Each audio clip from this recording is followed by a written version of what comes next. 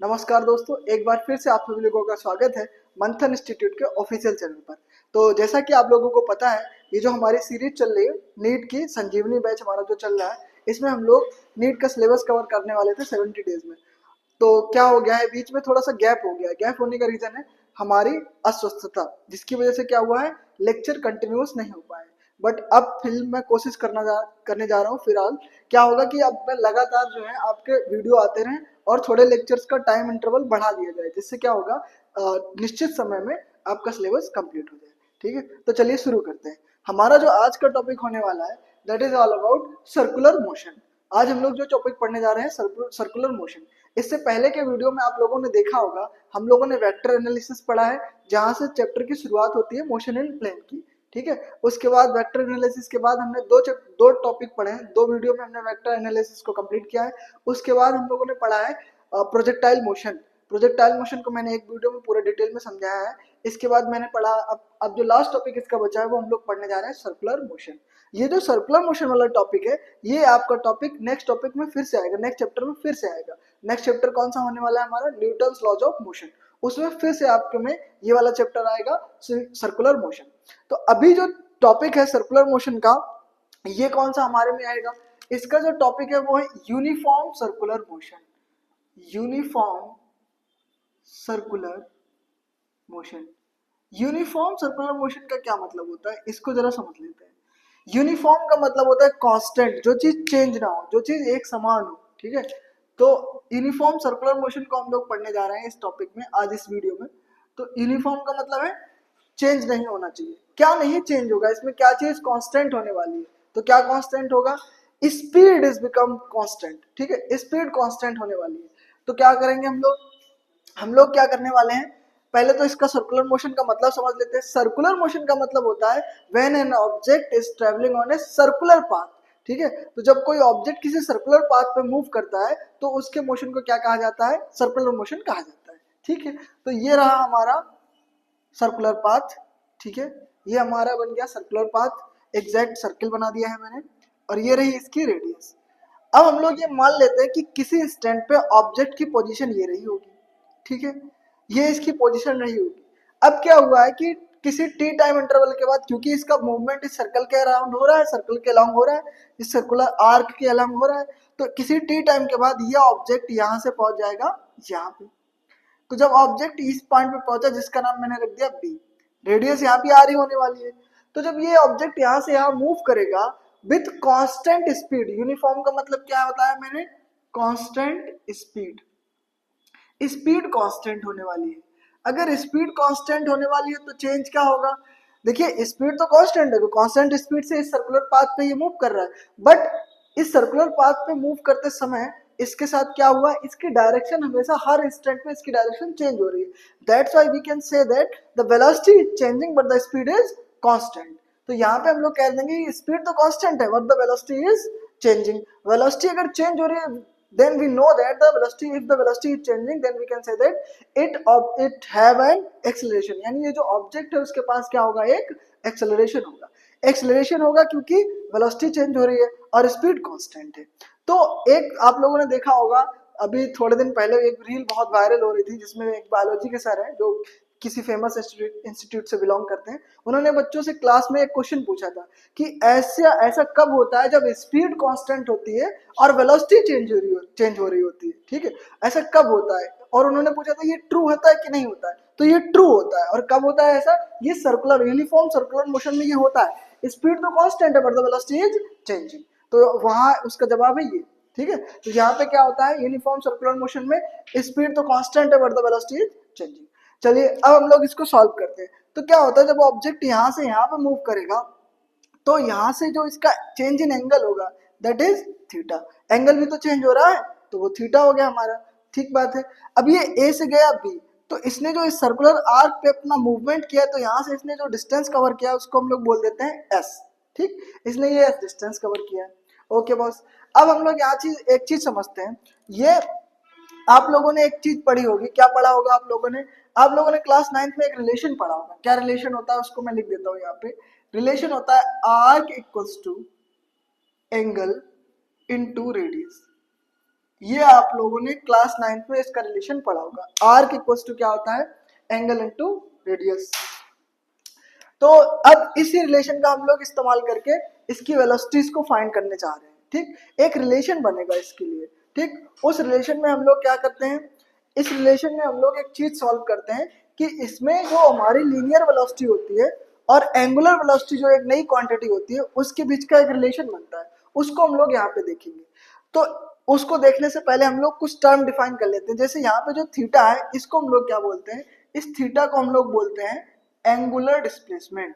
क्या बोलते हैं, एंगुलर डिस्प्लेसमेंट। तो एंगुलर डिस्प्लेसमेंट क्या है हमारा, थीटा है। तो जहां पे हम लोगों ने आर्क लिखा है वो तो हमारा एस हो जाएगा, एंगल क्या हो जाएगा, दैट इज थीटा, रेडियस तो आर है। अब देखो जो एंगुलर डिस्प्लेसमेंट है वो थीटा है, मैंने एस लिख दिया, सॉरी, यहाँ पे क्या होना चाहिए, थीटा होना चाहिए।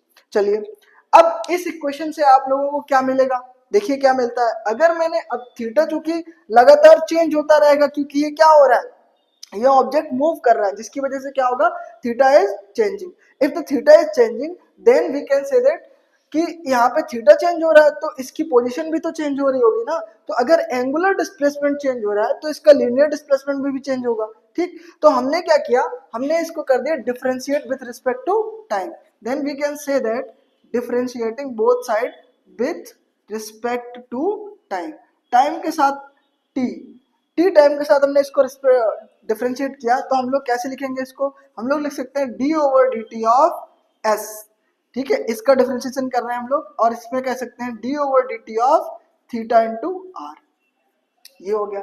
अब एक बात यहां से आप समझिए, यहाँ पे जो आर है that is constant, and we know that if the constant is with variable function in differentiation the constant is become outside. इसको बाहर निकाल लेंगे तो सिर्फ डिफरेंशिएशन किसका होगा, थीटा का होगा। यहाँ पे क्या हो जाएगा, यहाँ पे हो जाएगा D S upon D T equals to R बाहर आ जाएगा, ये हो जाएगा D theta upon D T. तो ये हमारे पास एक फंक्शन आ गया। अब देखिए यहाँ पे जो ds अपॉन dt है that is the linear displacement upon time, और इसको क्या बोलते हैं हम लोग, इसको हम लोग बोलते हैं क्या, लीनियर वेलोसिटी। तो ये हमारे पास क्या होने वाला है, लीनियर वेलोसिटी हो जाएगा।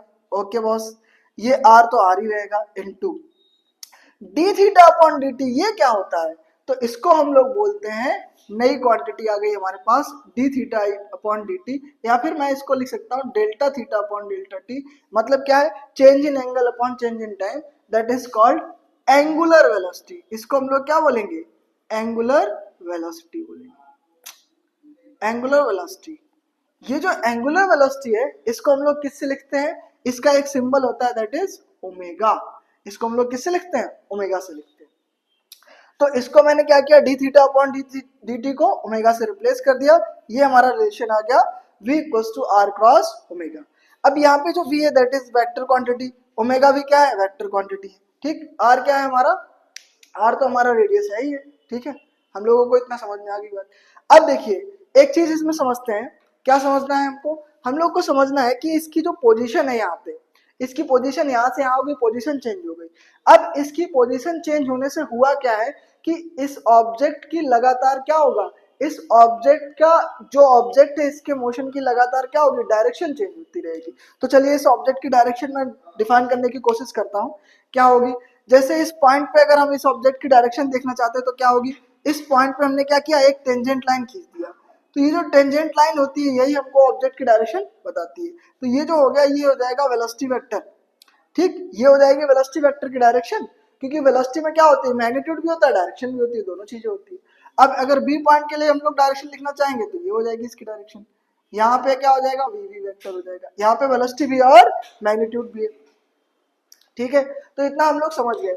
अब देखिए यहाँ पे क्या हो रहा है, इसकी डायरेक्शन जो लगातार चेंज हो रही है, इसका मतलब क्या हो रहा है, वेलोसिटी चेंज हो रही है। वेलोसिटी चेंज हो रही है इसका मतलब क्या होगा, इट हैज एन एक्सेलरेशन, इसके पास एक एक्सेलरेशन है जिसको हम लोग क्या बोलते हैं, सेंटीमीटर एक्सेलरेशन बोलते हैं। उसको हम लोग आगे समझेंगे, पहले आप लोग इतना समझ लीजिए। दूसरी चीज और एक चीज और इसमें समझ लीजिए कि इसकी स्पीड तो सर आपने बताया कांस्टेंट होती है, बट वेलोसिटी चेंज हो रही है। तो वेलोसिटी में भी एक चीज है जो कांस्टेंट होगी, वो क्या है, वेलोसिटी में सिर्फ डायरेक्शन ही तो चेंज हो रही है, मैग्नीट्यूड तो उसका कांस्टेंट होगा। क्यों मैग्नीट्यूड कांस्टेंट होगा, क्योंकि वेलोसिटी का जो मैग्नीट्यूड होता है वही तो हमको डायरेक्शन बताता है।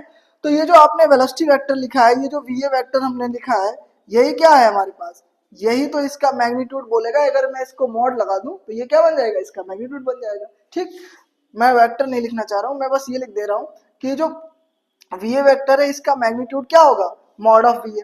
अगर वी वेक्टर है इसका मैग्नीट्यूड मैं लिखना चाहूँ तो क्या हो जाएगा, मॉड ऑफ वी। तो ये दोनों के मैग्नीट्यूड हो गए एंड दे आर सेम। ये दोनों कैसे होंगे, इक्वल होंगे। तो कांस्टेंट स्पीड का मतलब क्या हो गया, कांस्टेंट स्पीड का मतलब हो गया mod of V equals to mod of V. इन दोनों के मैग्नीट्यूड कैसे होंगे, इक्वल होंगे। ओके, नो प्रॉब्लम, ठीक बात है, सही बात है। तो कांस्टेंट स्पीड तो होगी, बट इन ये दोनों के क्या इक्वल होंगे, इन दोनों के मैग्नीट्यूड इक्वल हो जाएंगे।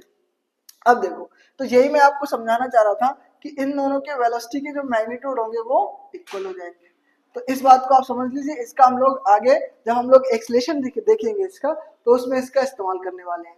तो यहाँ से आप लोगों को ये तीन चीजें समझ में आ गई, एक बार क्विकली समझ लेते हैं। सबसे पहले हम लोगों ने क्या समझा, मोशन इन प्लेन, जिसको हम लोग क्या बोलते हैं, सर्कुलर मोशन। ठीक है, इसमें हम लोगों ने हमारे में जो आप इस चैप्टर में जो टॉपिक है उसको हम लोग बोलते हैं यूनिफॉर्म सर्कुलर मोशन।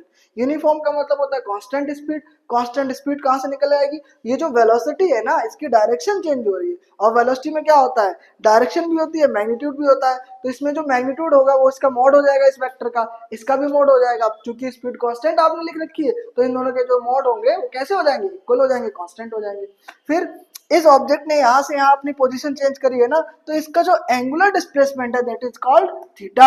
ये जो एंगुलर डिस्प्लेसमेंट है ये भी कंटिन्यूअसली चेंज हो रहा है, जिसकी वजह से हमने क्या किया, आपकी 9th की एक इक्वेशन होती है उसका हमने यूज किया, arc equals to angle into radius. ये आप लोगों ने क्लास 9 में पढ़ा होगा। तो हम लोग को पता है ये जो आर्क है यही क्या है, हमारा एस है। एंगल कितना है, थीटा सबटेंड केस ने रेडियस क्या हो गई, आर हो गई। फिर हमने क्या किया, ये सब चेंज हो रहा है क्योंकि सर्कुलर मोशन में ऑब्जेक्ट क्या कर रहा है, अपनी पोजीशन लगातार चेंज कर रहा है। तो हमने इसको टाइम के साथ क्या कर दिया, डिफरेंशिएट कर दिया। जब इसको हमने टाइम के साथ डिफरेंशिएट किया तो ये आ गया ds upon dt, that is called velocity vector. और यहाँ पे क्या हुआ, रेडियस तो कांस्टेंट है, रेडियस तो नहीं चेंज हो रही है, तो डिफरेंशिएशन में जो चीज कांस्टेंट होती है वो बाहर आ जाती है, बचे हुए का हम लोग डिफरेंशिएट कर देते हैं। तो यहाँ पे जो एंगुलर डिस्प्लेसमेंट का जो चेंज होता है उसको हम लोग क्या बोलते हैं, एंगुलर वेलोसिटी ओमेगा बोलते हैं उसको। तो इसको हमने बोल दिया ओमेगा। तो हमारे पास इक्वेशन आ गई v equals to r cross omega. यहाँ पे एक चीज और मैं बताना चाहूंगा, ये जो r क्रॉस ओमेगा आया है ये तो रिलेशन हो गया हमारा लीनियर वेलोसिटी और एंगुलर वेलोसिटी का।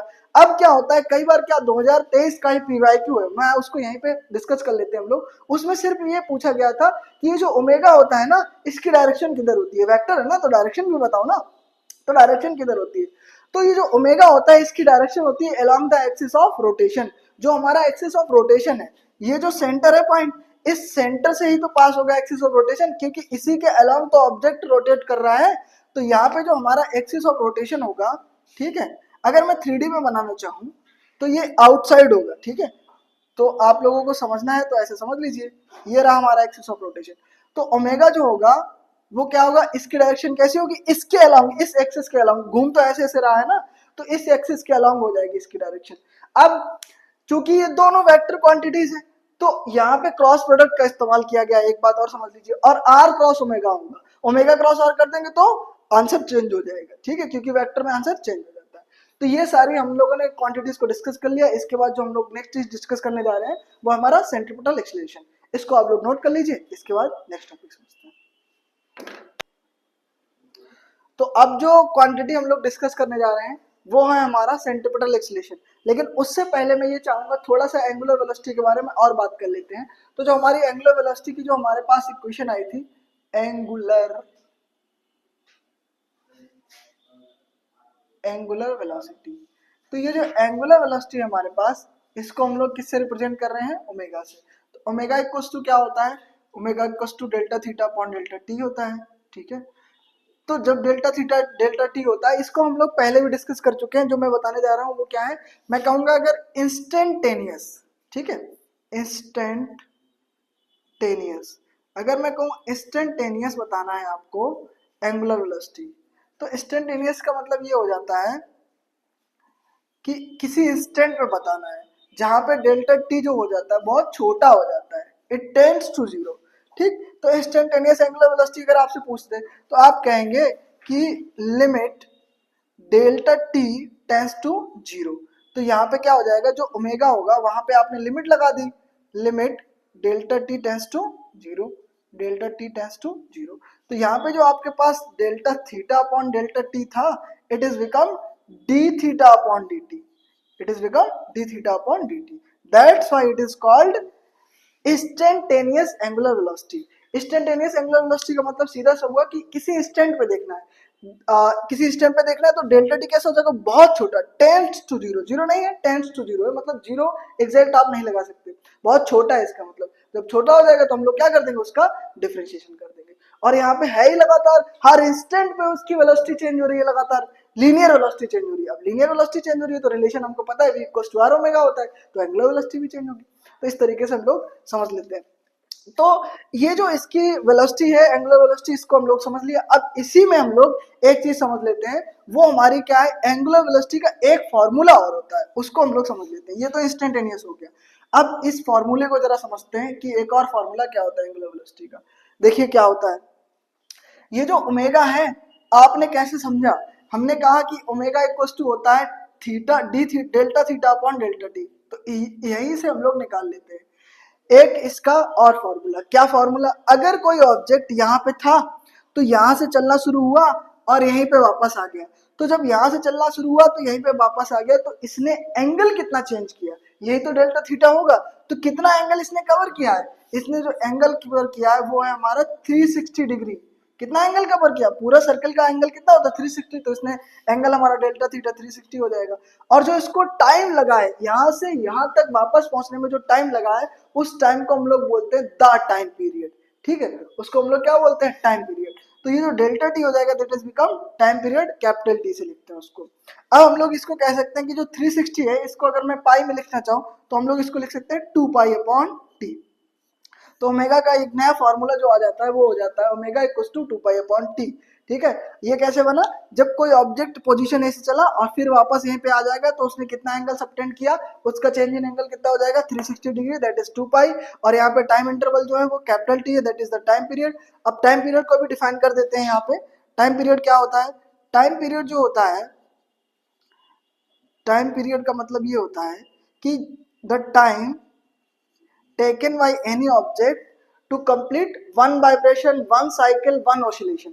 किसी भी एक ऑसिलेशन कंप्लीट करने में जितना टाइम लगता है उसी को हम लोग क्या बोलते हैं, टाइम पीरियड बोलते हैं, ठीक है। तो time period is the time taken by any object to complete one cycle, ठीक है, वन साइकिल बोल दीजिए या वन वाइब्रेशन बोल दीजिए, वन ऑसिलेशन बोल दीजिए। तो ये हो गया हमारा क्या, एंगुलर वेलोसिटी। इसका एक फॉर्मूला और होता है, वो होता है फ्रीक्वेंसी के टर्म्स में। तो उसके लिए सबसे पहले हम लोग फ्रीक्वेंसी समझेंगे नेक्स्ट वाले टॉपिक में, इतना आप लोग नोट कर लीजिए। फिर हम लोग फ्रीक्वेंसी समझेंगे, relation between frequency and time period समझेंगे, फिर हम लोग ओमेगा का नया फॉर्मूला देखेंगे, इसके बाद सेंट्रीपिटल एक्सलेशन देखेंगे। इतना आप लोग नोट कर लीजिए। तो नेक्स्ट टॉपिक जो है वो हम लोग समझने जा रहे हैं फ्रीक्वेंसी। फ्रीक्वेंसी क्या होती है इसको जरा समझ लेते हैं। फ्रीक्वेंसी, फ्रीक्वेंसी का मतलब क्या है, फ्रीक्वेंसी का मतलब है when an object is moving around a circular path that is become circular motion. जब कोई चीज सर्कुलर मोशन करती है तो क्या होता है, एक ही पोजीशन से बार बार गुजरती है। तो क्या होता है, उसका जो बार बार अगर साइकिल कंप्लीट करेगी, बार बार वाइब्रेशन करेगी, तो अब उस इस पॉइंट से चला था ना, तो एक साइकिल के बाद फिर इस पॉइंट पे आ जाएगा, दूसरी साइकिल के बाद फिर इस पॉइंट पे आ जाएगा, तो बार बार इस पॉइंट से गुजरेगा। तो फ्रीक्वेंसी एक क्वांटिटी ऐसी बना दी गई कि एक सेकेंड में कितनी बार उसने साइकिल कंप्लीट किया है, ठीक है। The number of oscillation, number of vibration in 1 second, that is called frequency. एक सेकेंड में ये पंखा कितनी बार घूम रहा है, ठीक है, एक सेकेंड में साइकिल का पहिया कितनी बार घूम रहा है, तो एक सेकेंड में पेंडुलम कितनी बार हिल रहा है, दैट इज कॉल्ड फ्रीक्वेंसी। तो फ्रीक्वेंसी क्या होती है, number of vibration in 1 second. तो फ्रीक्वेंसी को हम लोग डिफाइन कर सकते हैं कैसे, number of vibrations in 1 second, ठीक है, दैट इज कॉल्ड फ्रीक्वेंसी। इसको डिनोट कैसे करते हैं, आप स्मॉल एफ से भी इसको डिनोट कर सकते हैं या फिर इसको न्यू से भी डिनोट कर सकते हैं, ये दोनों नोटेशन इसके होते हैं। अब आते हैं इसके फॉर्मूले पे, इसको थोड़ा सा बहुत ध्यान से आप लोग समझेंगे तब समझ में आएगा। इसका फॉर्मूला जो बनता है वो रिलेशन से बनता है, किसके रिलेशन से, टाइम पीरियड के रिलेशन से। तो टाइम पीरियड हम लोग पढ़े थे ना अभी, टाइम पीरियड क्या होता है, टाइम पीरियड होता है the time taken by the object to complete one cycle. तो वन साइकिल कंप्लीट करने में जितना टाइम लगता है, वन साइकिल, ठीक, लिख देते हैं, पूरा लिख देते हैं, the time taken in one cycle. तो एक साइकिल कंप्लीट करने में जितना टाइम लगता है उसी को तो टाइम पीरियड कहते हैं। अब ये जो टाइम पीरियड है हमारा, इसका फ्रीक्वेंसी के साथ क्या लेना देना है उसको हम लोग को समझना है। तो चलिए समझते हैं उसको क्या लेना देना है भैया। तो इन दोनों के रिलेशन से ही फ्रीक्वेंसी का फॉर्मूला बनता है। एक एग्जांपल में लेता हूं, उससे आप लोगों को बहुत अच्छे समझ में आ जाएगा। एग्जांपल से समझते हैं।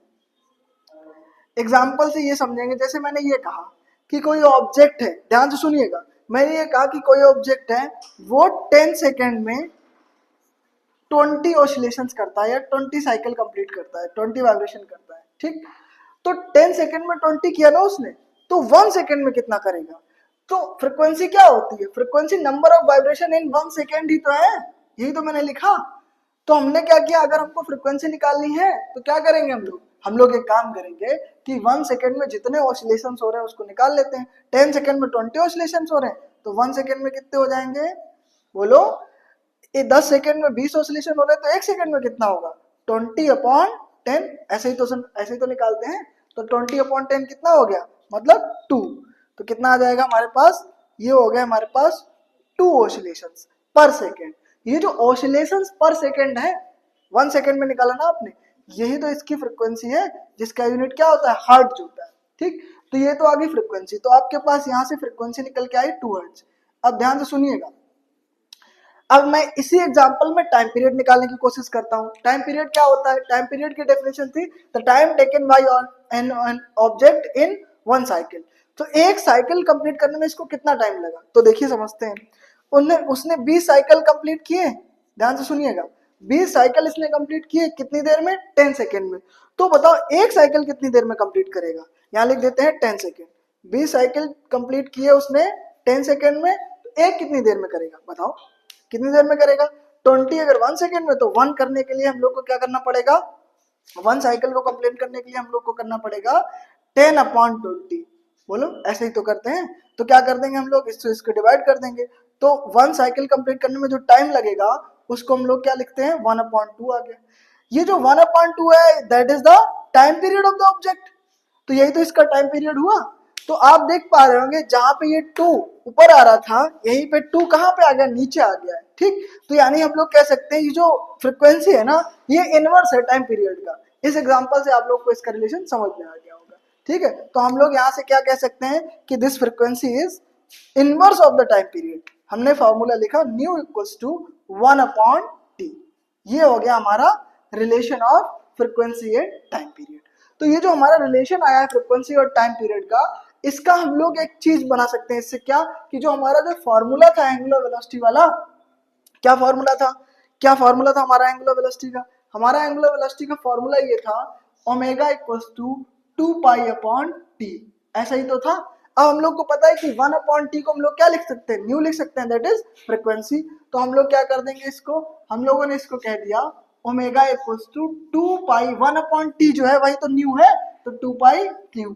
यही क्या हो गया हमारे पास, एंगुलर, इसको बोलते हैं हम लोग एंगुलर स्पीड का फॉर्मूला हो गया in the terms of frequency. तो फ्रीक्वेंसी आपको समझ में आ गया, टाइम पीरियड समझ में आ गया, एंगुलर वेलोसिटी समझ में आ गई। और अब हम लोग जो समझने जा रहे हैं वो है हमारा सेंट्रीपिटल एक्सीलरेशन। इतना आप लोग नोट कर लीजिए, इसके बाद हम लोग समझते हैं सेंट्रीपिटल एक्सीलरेशन। तो अब हम लोग नेक्स्ट टॉपिक पढ़ने जा रहे हैं जिसका नाम क्या है, सेंट्रीपिटल एक्सीलरेशन।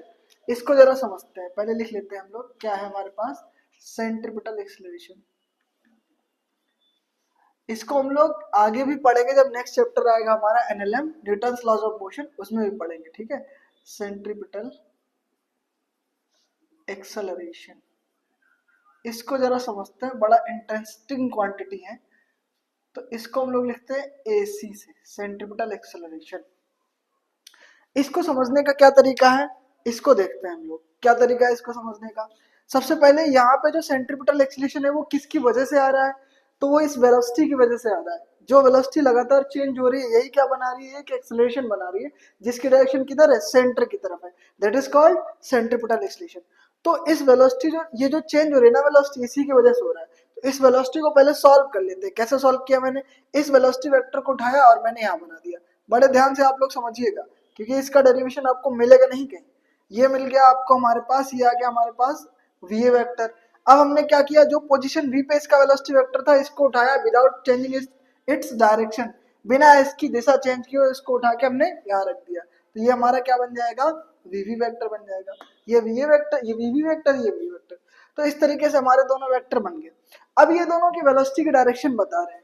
हमने आपको बताया यूनिफॉर्म सर्कुलर मोशन में क्या होता है, स्पीड तो कांस्टेंट होती है। तो जो वेलोसिटी का जो क्या होगा, वेलोसिटी का जो मैग्नीट्यूड होगा that is represented the speed, और वो कैसा है, सेम है। तो हमने यहाँ पे भी इस चीज का इस्तेमाल कर देते हैं। पहले हमने क्या किया, इसको कर दिया mod of va equals to mod of vv equals to v बोल दिया मैंने, ठीक है, क्योंकि इक्वल है तो उसको एक नया नाम दे दिया, v दे दिया। ठीक, इन दोनों के मॉड बराबर होगा, v के बराबर होगा, यानी इसकी जो लेंथ होगी और इसकी वेक्टर की जो लेंथ होगी वही तो मैग्नीट्यूड रिप्रेजेंट करेगा, और वो कैसा होगा, इक्वल होगा। Okay boss. इस बार इसके बाद मैंने क्या किया, इन दोनों को मिला दिया। और मैंने आपको वेक्टर में पढ़ाया है, वेक्टर में जब हम लोग हेड से हेड को मिलाते हैं तो उसको किससे रिप्रेजेंट करते हैं, निगेटिव से। मतलब ये क्या हो जाएगा, ये हो जाएगा वीवी वेक्टर माइनस वी वेक्टर, क्योंकि आप हेड से हेड मिला रहे हैं, that's why it is called change in velocity delta we. इसीलिए इस वाले वेक्टर को किस क्या बोलेंगे हम लोग, डेल्टा वी बोल देंगे। ठीक है, यहाँ से हमको ये बात समझ में आ गई। ये क्या बन गया हमारे पास, डेल्टा वी बन गया। एक हमारे पास ये ट्रायंगल मिला, दूसरा ट्रायंगल देख लेते हैं। ये जो हमारा आर और आर है, और मैंने क्या किया, इस पॉइंट को इस पॉइंट से मिला दिया, सॉरी मैंने क्या किया, इस पॉइंट को इस पॉइंट से मिला दिया। अब यहाँ पे जो डिस्प्लेसमेंट इसका हुआ है, डिस्प्लेसमेंट का मतलब क्या होता है, फाइनल पोजीशन और इनिशियल पोजीशन के बीच की minimum distance, that is called displacement. ये हमारी डिस्टेंस थी, ये हमारा डिस्प्लेसमेंट हो गया। इसको भी मान लो मैंने एस से ही लिख दिया, ये वाला एस पहले यूज हो चुका है, ये वाला एस आ गया, इसको मैंने एस से लिख दिया। अब चलिए इस वाले ट्रायंगल को उठा के मैं यहाँ बना देता हूँ फिर से, तो कैसे आएगा, ये वाला ट्रायंगल हमारे पास आ जाएगा इस तरीके से। ठीक है, ये हमारा डिस्प्लेसमेंट है एस, और ये आर है, ये आर है, और यहाँ पे एंगल था थीटा। ठीक है, अब देखिए जरा इनके बीच का क्या हो रहा है, एंगल सेम है। क्या इन दोनों के वेलोसिटी वेक्टर के बीच भी एंगल सेम होगा, कैसे सेम होगा जरा देख लेते हैं। मैंने आपको बताया है कि जो रेडियस पे अगर हम किसी पॉइंट पे टेंजेंट लाइन खींचते हैं तो वो जो टेंजेंट होता है वो रेडियस के कैसे होता है, परपेंडिकुलर होता है। यहाँ पे भी क्या होगा, रेडियस के परपेंडिकुलर होगा। तो इस इन दोनों आर के बीच जो एंगल होगा वही एंगल इन दोनों लाइंस के बीच भी होगा। क्यों, क्योंकि इनके बीच का जो एंगल का जो चेंज है वो रेडियस के परपेंडिकुलर ही तो है। तो जैसे ही आप इसके परपेंडिकुलर यहाँ बनाएंगे और आप यहाँ पे बनाएंगे, तो जो एंगल यहाँ ये सबटेंड कर रहा है वही एंगल इन दोनों के बीच होगा। ठीक, वही एंगल कैसे होगा, इन दोनों के बीच होगा। तो इस ट्रायंगल में जो एंगल थीटा हो रहा है वही एंगल इन दोनों में भी होगा। एक बात, दूसरी बात ये है कि इन दोनों के जो मैग्नीट्यूड है वो कैसा है, इक्वल है। और यहाँ पे आर और आर कैसे हैं, इक्वल है। तो यहाँ पे एक एंगल इक्वल हो गया, दो साइड इक्वल हो गई, that's why we can say that these two triangles are similar triangle. अब यहाँ पे हम लोग लगा देते हैं क्या, सिमिलरिटी की कंडीशन लगा देते हैं। तो सिमिलरिटी की कंडीशन क्या होती है, आप लोगों ने ये भी 9th में पढ़ा होगा। सिमिलरिटी की कंडीशन ये होती है कि एक साइड का दूसरे साइड के साथ रेशियो, एक साइड का दूसरे साइड के साथ रेशियो इक्वल होता है, तो हम लोग इक्वल कर देते हैं। और वो भी साइड कैसी, जो आपस में इक्वल नहीं है। जैसे इसका इसके साथ रेशियो नहीं लेंगे, इसका इसके साथ रेशियो ले लिया। मैंने कहा वीवी, अब ये जो वीवी वेक्टर नहीं लेना है, इसका हमको क्या लेना है, मॉड लेना है। और इसके मॉड को हम लोग वी बोल चुके हैं पहले ही, वीवी को। तो मैं क्या कह रहा हूँ, इसको बोल दिया आपने, मॉड ऑफ वीवी को वी बोल दिया। तो अब हम लोग क्या लेंगे, इसका और इसका रेशियो, मतलब हमने लिया v अपॉन, पहले लिख देते हैं यूजिंग सिमिलरिटी, तो आपको समझ में आ जाएगा। ठीक है, यूजिंग सिमिलरिटी। तो सिमिलरिटी को यूज करके हम लोग को क्या मिलेगा, देखो जरा। तो हम लोग सिमिलरिटी यूज करके क्या लिखने वाले हैं, सिमिलरिटी यूज करके हम लोग लिखने वाले हैं इनके साइड्स का रेशियो कैसा होता है, इक्वल होता है। कौन सी साइड हम लोग लिखने वाले हैं, तो देखिए इस साइड और इसका रेशियो, और जो इस साइड है और इसका रेशियो, तो वो सेम होने वाला है। कौन सी साइड, ये जो साइड जो आपस में इक्वल है उनमें से कोई एक। तो इसमें से v और v दोनों इक्वल है, ये भी मॉड ऑफ v के बराबर है, तो हमने इसमें से कोई एक ले ली। जैसे मैंने ले लिया ये वाली, जिसकी वैल्यू क्या है, मॉड ऑफ v है, मतलब v लिख दिया उसको मैंने। ठीक है, मॉड ऑफ है, मॉड ऑफ v, उसको v बोल दे रहे हैं, तो v हो गया। ठीक बात है, v बोल देते हैं, मॉड हटा देते हैं यहाँ से, क्योंकि उसी को हम लोग, इसके मॉड को ही हम लोग क्या बोल दे रहे हैं, v बोल दे रहे हैं। ठीक, तो आप लोग समझ जा रहे होंगे। अच्छा, ऐसा कर क्यों रहे, क्योंकि ये मॉड क्या रिप्रेजेंट करता है, वेक्टर की लेंथ को रिप्रेजेंट करता है। ठीक है, तो इस वेक्टर की लेंथ, इस वेक्टर की लेंथ दोनों कैसी है, इक्वल है, क्योंकि उसका स्पीड इक्वल है। ठीक है, कांस्टेंट स्पीड है। अब देखो, इसका रेशियो इसकी रेडियस के साथ, क्योंकि सिमिलर है, इक्वल्स टू होगा किसके साथ, इसके साइड का रेशियो इस डिस्प्लेसमेंट के साथ, यानी डेल्टा वी अपॉन एस। ये दोनों कैसे हो जाएंगे, इन दोनों रेशियो कैसे हो जाएंगे, इक्वल हो जाएंगे। अब इसको हम लोग सॉल्व कर लेंगे। कैसे सॉल्व करोगे, हम लोगों को सॉल्व करना है इसको डेल्टा वी के लिए। डेल्टा वी के लिए क्यों सॉल्व करना है, क्योंकि चाहिए हमको सेंट्रीपिटल एक्सीलरेशन। एक्सीलरेशन क्या होता है, change in velocity upon time interval. तो चेंज इन वेलोसिटी चाहिए ना, इसलिए हम लोग चेंज इन वेलोसिटी के लिए डेल्टा वी के लिए सॉल्व करेंगे। जैसे ही आप लोग इसको डेल्टा वी के लिए सॉल्व करने जाएंगे तो आपके पास बचेगा डेल्टा वी इक्वल्स टू, ये s डिवाइड में इसके साथ आएगा, मल्टीप्लाई हो जाएगा, तो v into S upon R. अब हमने क्या किया, दोनों तरफ डेल्टा टी से डिवाइड कर दिया, टाइम इंटरवल से, यहाँ भी डेल्टा टी से डिवाइड कर दिया। हम लोग को पता है डिस्प्लेसमेंट अपॉन टाइम क्या होता है, डिस्प्लेसमेंट अपॉन टाइम वेलोसिटी होता है। तो यहाँ पे भी जो वेलोसिटी है वो भी तो v ही तो है, तो वहां पे हम लोग क्या लगा देंगे, v लगा देंगे। तो delta v upon delta T, इसको मैं अब लिख ही देता हूँ सेंट्रीपिटल एक्सीलरेशन ac। ठीक है, सेंट्रीपिटल एक्सीलरेशन बन गया, ये बन जाएगा v upon r, displacement upon time क्या हो जाएगा, v हो जाएगा। अब क्या हो जाएगा, v इंटू वी क्या होता है, v स्क्वायर होता है। तो हम लोग कह सकते हैं कि सेंट्रीपिटल एक्सीलरेशन की वैल्यू क्या आ जाएगी हमारे पास, v इंटू वी बोले तो v स्क्वायर अपॉन r। ये आ गया हमारे पास सेंट्रीपिटल एक्सेलरेशन। एक बार फिर से हम लोग इसको समझ लेते हैं कैसे आया, फिर हम लोग आगे बढ़ते हैं। तो क्या आया, हम लोग को निकाला था सेंट्रीपिटल एक्सीलरेशन। तो हमने क्या किया, इस पॉइंट पे जो वेलोसिटी वेक्टर था और इस पॉइंट जो वेलोसिटी वेक्टर था, इन दोनों वेक्टर्स को हमने उठा के यहाँ बना दिया। अब इसमें हमने लगा दिया ट्रायंगल लॉ। ट्रायंगल लॉ में जब हेड से हेड मिलाते हैं तो वो क्या हो जाता है, वो माइनस बताता है दो वेक्टर्स का, दो वेक्टर का माइनस बताता है, जिसको हम लोग किससे बोलते हैं, चेंज से। डेल्टा वी मतलब चेंज इन वेलोसिटी। ठीक बात है। अब हम लोग को पता है ये जो वेलोसिटी वेक्टर होगा, इसी का मैग्नीट्यूड क्या होगा, इन दोनों का मैग्नीट्यूड इक्वल होगा, क्योंकि हम लोग को पहले ही डिस्कस कर चुके हैं, क्योंकि यूनिफॉर्म सर्कुलर मोशन है तो स्पीड कांस्टेंट होगी, तो दोनों का मैग्नीट्यूड इक्वल हो जाएगा, जिसको हम लोग किससे लिखते हैं, v से लिखते हैं। दूसरी बात हम लोगों ने ये समझी कि इन दोनों में यहाँ पे इस वाले, फिर हमने क्या किया, इस वाले ट्रायंगल को उठाया, यहाँ मिला दिया, और इस वाले ट्रायंगल को बनाया कैसे, इस ए से बी को मिला दिया। ए से बी को जब मिलाया तो ये जो हमारे पास डिस्प्लेसमेंट मिला है, ठीक है, तो इसके साथ ये ट्रायंगल बन गया, इसको हमने यहाँ बना दिया। यहाँ पे दो साइड इक्वल है, यहाँ भी थीटा एंगल है। अब ये जो थीटा एंगल है, इसके बीच जो थीटा होगा वही ट्रायंगल, इसके बीच भी, इस वाले ट्रायंगल में भी थीटा ही एंगल होगा। ऐसा क्यों हो रहा है, क्योंकि यहाँ पे जो साइड है वो 90 डिग्री एंगल सबटेंड कर रही है, ये वाली भी साइड भी इसके साथ 90 डिग्री सबटेंड कर रही है एंगल। तो जब ये दोनों 90 एंगल सेम है, तो इनके बीच जो एंगल होगा वही इसके द्वारा बनाए गए ट्रायंगल के बीच भी एंगल होगा। ठीक बात है। अब देखिए, बाकी इसका डेरिवेशन आप क्लास 9 से पढ़े होंगे तो आपको पता होगा। अब हमने इसमें लगा दी सिमिलरिटी। तो हमने जब सिमिलरिटी को यूज किया है तो हम लोग को क्या समझ में आया, सिमिलरिटी का क्या मतलब होता है कि इस ट्रायंगल का इसके साथ रेशियो, इस साइड का इसके साथ रेशियो, कौन सी, जो इक्वल है। तो ये दोनों साइड इक्वल है, इनमें से किसी एक को उठा लो, ये दोनों साइड इक्वल है, इनमें से किसी एक को उठा लो, दोनों का रेशियो किसके बराबर होगा, जो इक्वल नहीं है। तो यहाँ पे जो डेल्टा वी वाला है वो इक्वल नहीं है, और यहाँ पे डेल्टा एस जो एस है वो भी इक्वल नहीं है, तो डेल्टा वी अपॉन एस हो गया। इसको हमने सॉल्व कर लिया किसके लिए, डेल्टा वी के लिए। तो डेल्टा वी के लिए जब सॉल्व करोगे तो एस का डिवाइड है तो मल्टीप्लाई हो जाएगा, तो वी इंटू एस, यहाँ डेल्टा वी अकेला बचेगा, आर।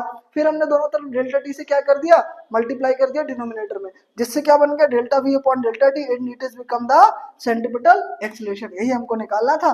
और डिस्प्लेसमेंट अपॉन टाइम क्या होता है, वेलोसिटी होता है, तो यहाँ वेलोसिटी बन गया वी इंटू वी क्या हो जाएगा, वी स्क्वायर अपॉन आर। यही हमारा क्या हो गया, सेंट्रीपिटल एक्सीलरेशन। इतना आप लोग नोट कर लीजिए, तो ये आपका चैप्टर जो है मोशन इन प्लेन खत्म हो जाता है। अब हम लोग क्या करने वाले हैं, अब हम लोग करेंगे इस चैप्टर से रिलेटेड जितने भी पीवाईक्यू हैं सबको सॉल्व करेंगे। ठीक, एक चीज और आप यहीं पे समझ लीजिए, जैसे मैं इसका रिलेशन बताने वाला हूँ आपको, 1 मिनट का टाइम लगेगा, उसको भी समझ लेते हैं क्या है। जैसे मैंने कहा जो सेंट्रीपिटल एक्सीलरेशन है, इसको वी स्क्वायर आर आपने लिखा, वी स्क्वायर आर आपने लिखा, ठीक बात है। तो हम लोग को एक रिलेशन पहले से ही पता था, वो रिलेशन क्या था, वो था v equals to R omega. ये हम लोगों ने अभी पढ़ा था, v equals to R omega, relation between linear velocity and angular velocity. तो ये जो रिलेशन हमारे पास निकल के आया है, इसको हम लोग क्या करें, इस v की वैल्यू उठा के यहाँ लगा दें, तो हमारे पास जो सेंट्रीपिटल एक्सीलरेशन है वो ओमेगा के टर्म्स में आ जाएगा। ठीक, क्योंकि एंगुलर वेलोसिटी भी तो चेंज हो रही है, तो उसकी वजह से जो ये एक्सीलरेशन उसकी वजह से भी है। तो क्या करते हैं, यहाँ पे वैल्यू लगा देते हैं। तो हमने यहाँ पे वैल्यू लगाई, तो ये हो जाएगा आर ओमेगा का होल स्क्वायर अपॉन आर। तो इसको स्क्वायर खोलोगे तो क्या हो जाएगा, ये हो जाएगा R square omega square upon R. एक आर से आर कैंसिल हो गया तो क्या आ जाएगा, सेंट्रीपिटल एक्सलेशन को अगर हम लोग किसके फॉर्म में लिखना चाहें, ओमेगा के टर्म्स में लिखना चाहेंगे तो क्या बनेगा, ओमेगा स्क्वायर इंटू आर। ये हमारा आ गया ओमेगा के टर्म्स में सेंट्रीपिटल एक्सलेशन का फॉर्मूला। तो ये जो हमारी जो वैल्यूज है इनको आप फॉर्मुलेट करके एक सीट बना लीजिए, फॉर्मूला सीट, जिसमें आप सारे फॉर्मूले लिखते जाइए, क्योंकि अभी जब मैं न्यूमेरिकल कराऊंगा ना तो हर फॉर्मूले का इस्तेमाल होगा। ठीक है, तो अब हम लोग पीवाईक्यू करने जा रहे हैं, आप लोग इसको नोट कर लीजिए और एक फॉर्मूला सीट तैयार कर लीजिए। अब हम लोग क्या करने जा रहे हैं, पीवाईक्यू करने जा रहे हैं। ठीक है, तो चलिए अब हम लोग क्वेश्चन लगाना शुरू करते हैं। तो सबसे पहले जो आपके पास सामने क्वेश्चन दिख रहा है, that question is from NEET 2023, 2023 का क्वेश्चन है ये आपके पास। क्वेश्चन में कह रहा है a bullet is fired from a gun at speed of 280 metre per second. तो जो बुलेट से गन फायर की जा रही है उसकी इनिशियल वेलोसिटी दी गई है हमको कितनी, 280 मीटर पर सेकेंड। ठीक है, आगे कह रहा है in the direction of 30 degree above the horizontal. तो बुलेट को किस तरीके से फायर किया जाता है, ये हॉरिजॉन्टल होता है हमारा, और यहाँ से 30 डिग्री की डायरेक्शन में u बराबर 280 मीटर प्रति सेकेंड की स्पीड से इसको फायर किया गया है। तो क्या करेगा, तो ये एक प्रोजेक्टाइल फॉर्म करेगा और ये प्रोजेक्टाइल इस तरीके से जाएगा, ये गोली इस तरीके से जाएगी और ऐसे ऐसे ऐसे ऐसे कहीं गिर जाएगी। तो फिर पूछ रहा है द हॉरिजॉन्टल, फिर कह रहा है द मैक्सिमम हाइट, हाइट कितनी अटेंड करेगा, हॉरिजॉन्टल जहां से आप फेंक रहे हैं, तो ये वर्टिकली डिस्प्लेसमेंट इसका एच कितना हुआ है वो हमसे पूछ रहा है।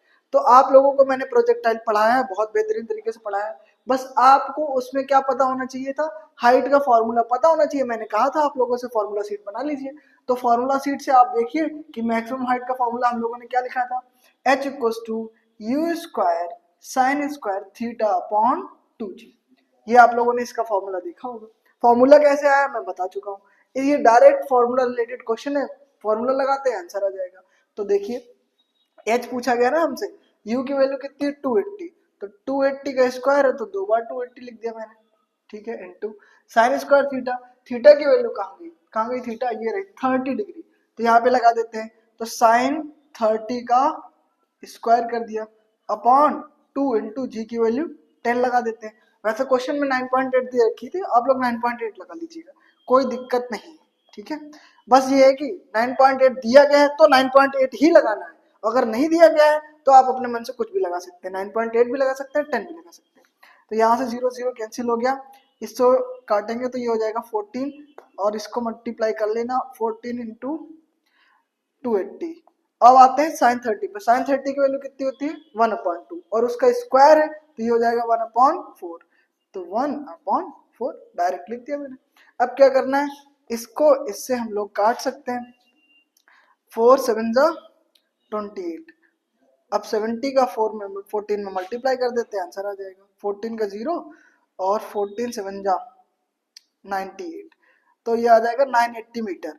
अगर आपने 9.8 यहाँ पे लगाया होता तो पता कितना आता, तो आपका आंसर आ जाता 1000, जो कि एग्जैक्ट आंसर भी है आपका। ठीक है, ये 980 क्यों आ रहा है, क्योंकि मैंने 10 लगाया। ठीक है, तो आप लोग यहाँ पे क्या लगाएंगे 9.8 लगाएंगे तो आपका आ जाएगा 1000। तो ये क्वेश्चन आप नोट कर लीजिए, बहुत इजी क्वेश्चन, बेकार क्वेश्चन है एकदम से, ये 2023 में आया था। ठीक है, इसको नोट कर लीजिए फिर आगे बढ़ते हैं। चलिए अब हम लोग नेक्स्ट क्वेश्चन पे आते हैं, बहुत ही जबरदस्त बेहतरीन क्वेश्चन आपके पास होने वाला है। ये नीट 2021 का क्वेश्चन है, ये इससे बढ़िया पीवाईक्यू कोई नहीं है, ये सबसे अच्छा क्वेश्चन है। देखिए क्या है क्वेश्चन में, कह रहा है particle moving in a circle of radius r. ठीक है, एक सर्कल है जिसकी रेडियस आर है, उसमें ये मूव कर रहा है with a uniform speed takes a time t. ठीक, एक यूनिफॉर्म स्पीड से मूव कर रहा है, वो टाइम ले रहा है t to complete one revolution. एक रेवोल्यूशन को कंप्लीट करने में वो टी टाइम ले रहा है। तो पहले यही से निपट लेते हैं फिर आगे बढ़ते हैं। तो वन रेवोल्यूशन कंप्लीट करने में अगर उसने टी टाइम लिया है, तो अगर देखो ये हमारा सर्कुलर मोशन हो गया, ये ऑब्जेक्ट इस सर्कल में घूम रहा होगा जिसकी रेडियस है आर, तो ये घूम रहा है ऐसे, एक साइकिल को कंप्लीट करने में इसको कितना टाइम लिया, इसने टी टाइम लिया, तो इसकी स्पीड क्या हो जाएगी, तो स्पीड इक्वल्स टू क्या होता है, वो वही तो वेलोसिटी है उसकी, वो कितनी हो जाएगी, वो होता है डिस्टेंस अपॉन टाइम। तो कितना डिस्टेंस इसने एक साइकिल में कंप्लीट किया है, 2πr, इसकी सर्कल की सरकमफ्रेंस ही तो इसकी डिस्टेंस है अपॉन t, तो यही तो क्या हो जाएगी इसकी वेलोसिटी हो जाएगी। अब आगे बढ़ते हैं, तो ये इतनी वेलोसिटी से सर्कल में घूम रहा था, तो यार इन्होंने सर्कुलर मोशन को प्रोजेक्टाइल मोशन के साथ मर्ज करके क्वेश्चन बनाया। आगे देखते हैं, आगे कह रहा है if this particle was projected with the same speed, इसी स्पीड से इसको प्रोजेक्ट किया गया है, ठीक है, इसको प्रोजेक्टाइल में फेंका गया है with the angle of theta, at an angle of theta, इस एंगल थीटा से इसको प्रोजेक्ट किया गया है, हॉरिजॉन्टल से एंगल मिला है, और ये ऐसे प्रोजेक्टाइल बनाएगा और इस तरीके से प्रोजेक्टाइल के इस पाथ पे जाएगा। इसके बाद कह रहा है the maximum height attend by it equals 4r, यहाँ से जो इसने हाइट अटेंड की है, ये जो h की वैल्यू है ये किसके बराबर है 4r के बराबर है, मतलब जो रेडियस है उसके 4 टाइम्स है। The angle of projection theta is there, तो ये एंगल ऑफ प्रोजेक्शन यानी थीटा हमसे पूछ रहा है, तो चलिए समझते हैं कि थीटा कैसे निकालते हैं। तो हम लोग को h पता है ना, h का इस्तेमाल करके हम लोग थीटा निकाल सकते हैं क्योंकि h में साइन थीटा आता है। तो चलिए समझते हैं, हमने कहा h का जो फॉर्मूला अभी आपने लगाया था u square sine square theta upon 2g, यही तो हमारे h का फॉर्मूला होता है, इसका हम लोग इस्तेमाल करना चाह रहे हैं। h की वैल्यू क्या है 4r है, यहाँ लगा दी, u की वैल्यू क्या है 2πr अपॉन t है, यहाँ लगा दिया 2πr अपॉन t, और इसका क्या है whole square into sine square theta upon 2g, ठीक है, बिल्कुल सही। अब क्या करना है हमको, इसको सॉल्व करना है, बस आंसर आ जाएगा, सॉल्व कर लेते हैं। तो यहाँ तो 4r ऐसे ही लिखा रहने देते हैं, इसका होल स्क्वायर खोलोगे तो क्या हो जाएगा, 2 का स्क्वायर कितना होता है 4, उसको 4 होता है, पाई स्क्वायर हो जाएगा, यहाँ हो जाएगा r square upon t square into sine square theta upon 2g, ऐसा हो गया। अब हम लोग को पता है ये r से r कैंसिल हो जाएगा, 4 से 4 कैंसिल हो जाएगा, अब ये जो 2g है इसका इधर मल्टीप्लाई हो जाएगा, तो हम लोग इसको लिख सकते हैं कैसे, इधर तो 1 बचा equals to pi square into r upon t square into 2g, और आ जाएगा साइन स्क्वायर थीटा।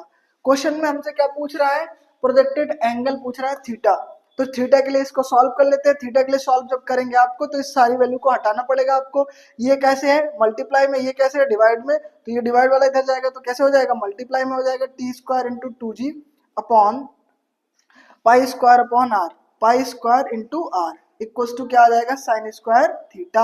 हम लोग को चाहिए क्या थीटा चाहिए, तो यहाँ से पहले स्क्वायर हटाते हैं, स्क्वायर इधर जाएगा तो ये क्या बना देगा अंडर रूट। अब आप लोग इधर देख लीजिए, इधर आ जाते हैं, तो यहाँ से मैंने कहा कि साइन, अब साइन स्क्वायर से स्क्वायर हटा दिया हमने तो अंडर रूट आ जाएगा उसके ऊपर, तो हम लोग लिख सकते हैं under root t square into 2g upon pi square into r.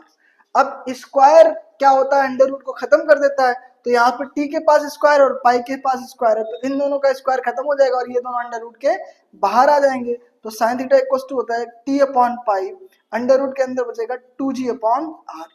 अब देखिए थीटा निकालना है ना, तो साइन को उधर ले जाते हैं, थीटा इक्वल टू हो जाएगा sine inverse t upon pi into under root के अंदर 2g अपॉन आर, यही हमारा आंसर हो गया।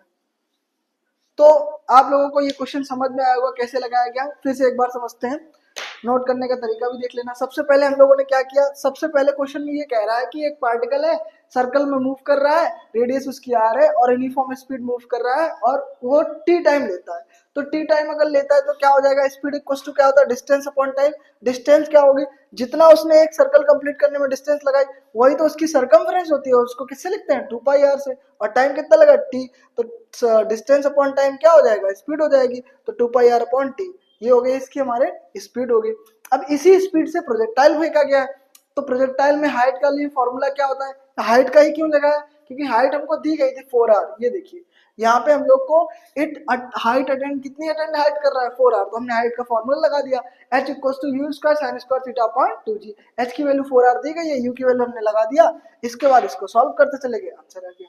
तो ये था हमारा 2021 का PYQ, इसको आप लोग नोट कर लीजिए, इसके बाद हम लोग नेक्स्ट क्वेश्चन पे चलते हैं। तो चलिए अब हम लोग आते हैं नेक्स्ट क्वेश्चन पे, ये आपका ज्वाइंट एंट्रेंस एग्जाम जेईई का 2023 का क्वेश्चन है, इसको हम लोग समझते हैं, बहुत बेहतरीन क्वेश्चन होने वाला है ये। The initial speed of A projectile fired from ground is u, तो एक प्रोजेक्टाइल फायर किया गया है, ठीक है, उसकी इनिशियल स्पीड हमको दी गई है u। अब ये प्रोजेक्टाइल क्या करेगा, इस तरीके से मूव होगा और ऐसे ऐसे ऐसे ऐसे अपना पाथ कंप्लीट करेगा, ये क्या हो जाएगी इसकी रेंज हो जाएगी। आगे बढ़ते हैं, कह रहा है एट हाईएस्ट पॉइंट, तो हाईएस्ट पॉइंट यहाँ पे होगा। अब आप समझिए हाईएस्ट पॉइंट पे क्या होता है, हाईएस्ट पॉइंट पे कंडीशन क्या होती है, हाईएस्ट पॉइंट पे उसके पास वर्टिकल डायरेक्शन में कोई भी वेलोसिटी नहीं होती है, वी वाई क्या हो जाता है, जीरो। जो भी वेलोसिटी रहती है वो कैसी रहती है, वी एक्स रहती है, ठीक है। यानी हाईएस्ट पॉइंट पे उसकी जो वेलोसिटी है that is only the horizontal velocity, और वो कितनी है हमारे पास, दैट स्पीड इज √3/2u, इतनी स्पीड है हमारे पास हाईएस्ट पॉइंट पे। इसके बाद कह रहा था time of flight of the projectile is, time of flight पूछा गया है। तो हमारे पास ये जो Vx आया है दैट इज हॉरिजॉन्टल वेलोसिटी, और मैंने आपको प्रोजेक्टाइल में बकायदा बहुत बेहतरीन तरीके से ये बताया है कि प्रोजेक्टाइल की जो हॉरिजॉन्टल वेलोसिटी होती है, क्योंकि हॉरिजॉन्टल डायरेक्शन में कोई एक्सेलरेशन नहीं है, that's why it's horizontal velocity is never gonna be change, इसकी जो हॉरिजॉन्टल वेलोसिटी कभी भी चेंज नहीं होगी। यानी जो Vx है और ये हॉरिजॉन्टल वेलोसिटी होती कितनी है, ये जो u होता है इसका ही एक कंपोनेंट बोले तो कौन सा, u cos थीटा, यही तो हॉरिजॉन्टल वेलोसिटी बनाता है, और इधर क्या बनाता है, u sin theta vertical velocity बनाता है। इससे हमको कोई लेना देना नहीं, लेना देना किससे, u cos थीटा से, जो कि कभी चेंज नहीं होगा। u cos थीटा हमेशा u cos थीटा ही रहेगा, यानी Vx जो होगा वो क्या रहेगा हमारे पास, u cos थीटा ही रहेगा ऑलवेज। अब इसके बाद जो Vx की वैल्यू थी वो क्या थी हमारे पास, √3/2u थी, equals to u cos theta. आप देख पा रहे होंगे u से u कट गया, ये cos थीटा की कौन सी वैल्यू होती है, cos थीटा में cos 30 की वैल्यू होती है, तो हम लोग यहाँ पे लिख सकते हैं cos 30 equals to cos theta. यहाँ से थीटा की वैल्यू क्या आ जाएगी, 30 डिग्री। अगर हमारे पास थीटा आ गया ना भैया, तो हमको क्या चाहिए, हमको चाहिए time of flight. Time of flight का फॉर्मूला क्या होता है, टाइम ऑफ फ्लाइट का फॉर्मूला होता है t इक्वल्स टू, कहा था मैंने आप लोगों से, फॉर्मूला शीट बना लीजिए, t equals to 2u sin theta upon g, ये होता है हमारा टाइम ऑफ फ्लाइट का फॉर्मूला। और इसमें हम लोग वैल्यू अप्लाई कर देते हैं 2u। अब देखिए साइन थीटा की वैल्यू क्या है, थीटा है 30 डिग्री, तो क्या हो जाएगा, साइन 30 हो जाएगा, अपॉन जी बोले तो 10 लगा देते हैं, या जी बोले तो जी लगा दीजिए, कोई दिक्कत नहीं है। ऑप्शन पे डिपेंड कर रहा है कि आंसर कैसे देता है। अब साइन 30 की वैल्यू क्या हो जाएगी, तो ये हो जाएगी हमारे पास t equals to 2u, sine 30 की वैल्यू होती है 1/2, तो नीचे 2 लिख देते हैं, इंटू जी, 2 से 2 कट गया, तो t की वैल्यू क्या आ जाएगी, u/g।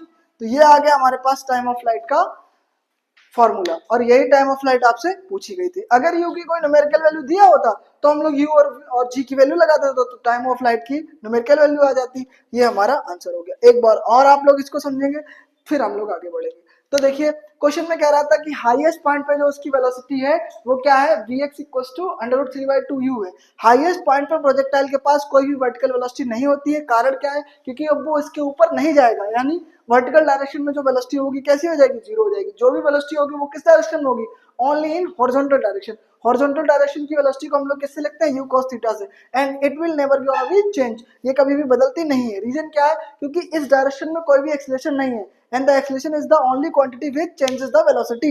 एक्सेलरेशन क्या करता है, वेलोसिटी को चेंज करता है। अब इस डायरेक्शन में कोई वेलोसिटी, कोई एक्सेलरेशन नहीं है, इसका मतलब ये वाली वेलोसिटी कभी भी चेंज नहीं होगी। यानी जो Vx इक्वल्स टू √3/2u है, यही Vx क्या हो जाएगा हमारे पास, u cos थीटा हो जाएगा। Vx की वैल्यू √3/2u दिया गया था, 2u से u कट गया, हमने पता है √3/2 की वैल्यू क्या होती है, cos 30, थीटा इक्वल्स टू आ गया 30 डिग्री। क्वेश्चन में पूछा गया था time of flight, time of flight का फॉर्मूला होता है 2u sin theta upon g। यहाँ पे थीटा की वैल्यू हम लोगों ने 30 डिग्री लगा दी, sin 30 होता है 1/2, 2 से 2 कैंसिल हो गया, आंसर आ गया हमारे पास u अपॉन g। तो ये हो गया हमारे पास टाइम ऑफ फ्लाइट का क्वेश्चन। आज का लेक्चर हम लोग यहीं पे रखते हैं। अब आप लोग क्या करेंगे, आप लोग अपने अपने किताब से, मैंने आप लोगों को कहा है कि आप लोग पीवाईक्यू लगाते रहिए। आप लोग पीवाईक्यू लगाएंगे, कमेंट में मुझसे पूछेंगे, मैं आप लोगों को अगले वीडियो में उसका जवाब दूंगा। अभी तक के प्रोजेक्टाइल मोशन में जो भी आपका डाउट रहा हो उसको भी आप कमेंट करके पूछेंगे, उसका भी मैं जवाब दूंगा। इसके बाद हम लोग जो नेक्स्ट चैप्टर में जो लेक्चर हम लोग पढ़ने जाएंगे वो होगा न्यूटन्स लॉज ऑफ मोशन, उसका वीडियो आपके पास कल आ जाएगा, ठीक है। और ऐसे ही डेली डेली हम लोग यहाँ से फिर कंटिन्यू करते हैं, और थोड़ा सा अब मैं स्पीड बढ़ा दूंगा। तो आप लोगों का जो मैकेनिक्स का पोर्शन है वो मैंने खत्म कर दिया, तो आप लोगों की स्पीड भी ऑटोमेटिक ही बढ़ जाएगी। बस साथ जुड़े रहिए, साथ चलते रहिए, आप हमारे साथ जुड़े रहिए, आपकी जो भी समस्या होंगी उसको हम लोग सॉल्व करते रहते हैं, ठीक है। तो आज के लिए इतना ही, धन्यवाद।